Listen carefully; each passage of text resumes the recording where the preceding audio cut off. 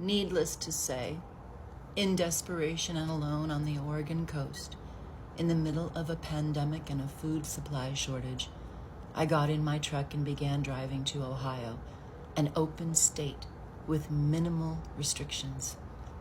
Safety. Within a month of arriving in Ohio, Gus's brother-in-law, John Robers, asked me to move into his house on his 20-acre farm in Hamilton, Ohio. It was June 2020. Gus had successfully made a match. I wasn't stupid. I put enough financial contracts between us that I would not suffer too terribly if the whole thing went south. Besides which, John was underwater from a cash flow perspective. His wealth was tied up in the property and other investments. The terms of our living arrangements were such that I was allowed to open the barn and bring horses back to the farm. John agreed. From July 1st, 2020 through December 1st, 2020, I brought an additional $1,200 pure profit into John's overall cash flow each month. There was one major problem John had: an ex who would not quit. They were in and out of jail, in and out of court, and the entire family had gotten involved. It didn't seem too big of an issue to me because the farm was so remote from any major arteries or freeways. It would take quite the effort on her part, since John and I spent the bulk of our time at the farm. Right after the July 4th holiday in 2020, when John and I returned from a 4-day lake trip, we found the basement door wide open, storm door and all. Nothing was taken, nothing disturbed, absolutely no theft. I was immediately in a panic. It was Long Beach 2004. How it began so quietly, doors left open, nothing moved, eventually escalating to rearranging the furniture. John came back down to the basement to tell me everything was fine. All the doors were locked, except the basement. He looked at me then and said, "It's her. She's trying to get back in the house." I stopped and told myself to go with it. It's the ex-girlfriend.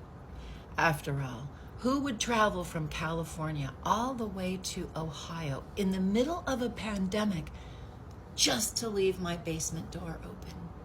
Of course it was her. Life went on without incident, and my anxiety was significantly reduced by the alarm system John activated at my request.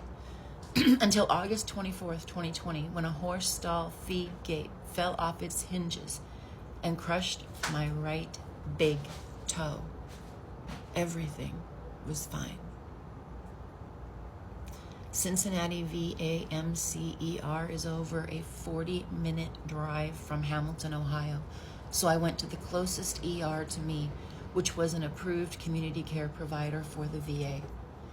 The ER triaged me and sent me home with instructions to see the Cincinnati VAMC primary care provider as soon as possible.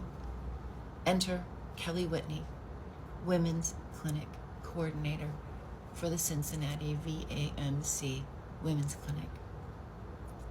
On August 25th, the day after, I was on the va.gov website following the instructions for non-VA ER follow-up. The first phone number connected me to a national number, who then connected me to an operator with the Cincinnati VAMC. This operator was a VA nurse, and she specifically connected me with the on-site Cincinnati VAMC coordinator.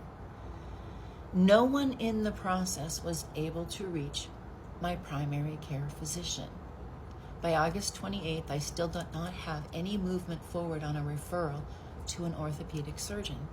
It would take until September 4th, 2020, before I got stitches on my toe to properly close the wound. By this time, the damage was done, and my toe is now deformed. I want to take a moment and make it very clear that in June of 2020, I established care in person with the Women's Clinic. I went in, I signed up. I had one virtual appointment with a physician who established my medications, and I had one virtual appointment with a mental health specialist who established mental health medications. I was an established patient, and I had been seen by a physician in both the Women's Clinic for Medical and in mental health.